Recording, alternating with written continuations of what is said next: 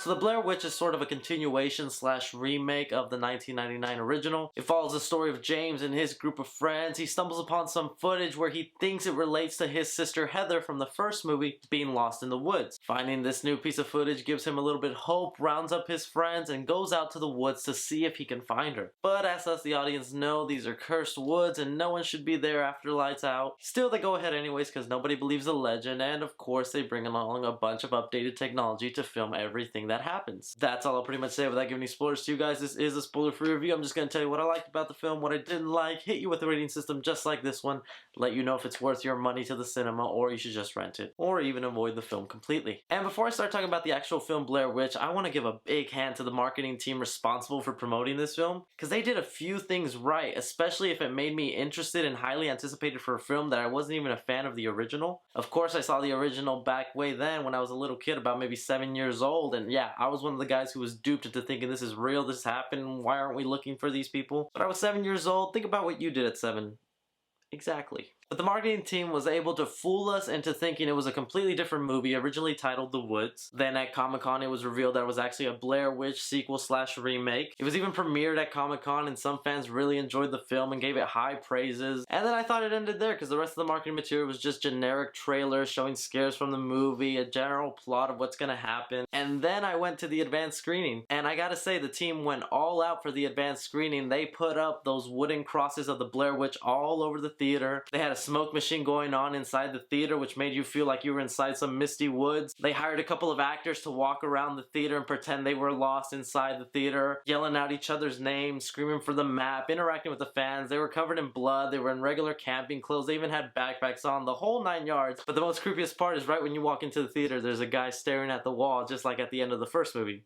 Spoilers. And experiencing that minutes before the movie was about to play really hyped me up and thought this film was going to be amazing. But unfortunately, it was all hype. Let me go into some of the positives of the film. So some of the things I did like about this film is it continued on with the lore of the Blair Witch. Now I don't know how many of you have seen the first film, but you don't really need to see the first film to go into this one. All you need to know is one of the characters from the first movie had a brother, and the brother in this film is searching for her in the woods. That's pretty much the only connection these two films really have. And because the first film was very low budget and it was an experimental film by a couple of film students, they could only do so much, and I completely understand that. And they did make a pretty classic film and hyped up the found footage genre that we see all over the place today. So when the OG comes back rolling into town, you expect it to break new ground and set another standard from what they did in the first film. And for a while they do. I mean, they get right to the point. They don't bother you with slow build-up like the first one did. You get straight to the woods. I'd say within the first 7 to 10 minutes, you're already in the woods. And of course, it's a new era. 17 years later, our technology has changed a lot. We have hundreds of different ways to capture video footage now with a high-quality camera, with little handheld devices we can put on our face, with drones. And I like how the Blair Witch was able to incorporate that with being really in your face of, yeah, we can have cameras everywhere, so we're gonna get every angle, right? But this one, it'll keep you on your toes. You're interested, you're going for along with the ride, you want to see what's next, some stuff even grosses you out, you get scared a couple times. It definitely keeps your eyes on the screen and not wondering what the time is, I'll just say that. But the biggest problem the Blair Witch is suffering from is just because you are the original or you are the one who made found footage famous,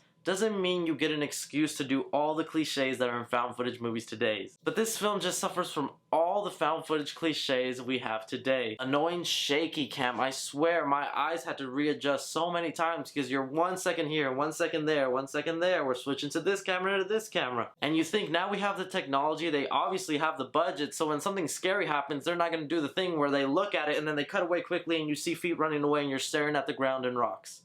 And they end up doing that. Also, jump scares. Jump scares aren't always a bad thing when you use them properly. When a jump scare is made, it's because something scary is actually happening. Not something like music is building up and then your friend touches behind your back and you get scared of that.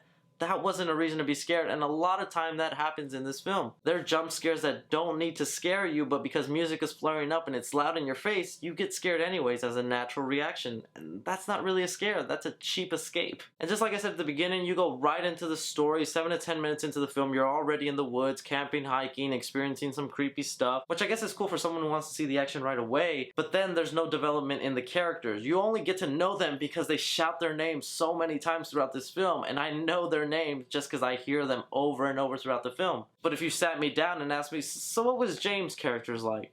I would tell you he just really wants to find his sister in the woods, and he has enough money to afford a lot of expensive cameras. So when there's no character development inside a scary film, you don't really feel the emotional impact when some of these people start dying off. Although it's an entertaining ride and your eyes are on the screen the whole time and you're cracking up here and there and you even get scared and frightened or even grossed out sometimes throughout the film, when the film ends, it just kind of leaves you with a bad taste. And it's upsetting because the director of this film, Adam Wingard, is responsible for these two films, and these two films are a really great horror classic. This is a guy who's proven himself to be a great horror director, and he was given a property that I'm sure he was trying his best to improve on, but honestly he just updated old material to our modern times, which isn't a bad thing, but if it's done before and you're not adding something completely new to it, what's the point? I'll be really shocked if that 100% on Rotten Tomatoes stays there. If it even stays that fresh, I'll be really surprised. It's in no way a terrible film, but it's neither a great one or a memorable one. I'm sure you'll enjoy it if you really liked the first Blair Witch and you just kind of want something similar to that. Then yeah, I think you're really going to enjoy this and you'll get a little fun out of it. But that's just my opinion. If you are a big Blair Witch fans, and I know there's a lot of Blair Witch fans out there, it's a cult film. Let me know what you thought of this new one, or what are you looking forward in this new one? Because although I'm not the biggest fan of the original film, I was really willing to accept this film to be really great. But it just didn't turn out to be that. But as always guys, I'm Chris, and I leave you with 3C Film Review. Take care.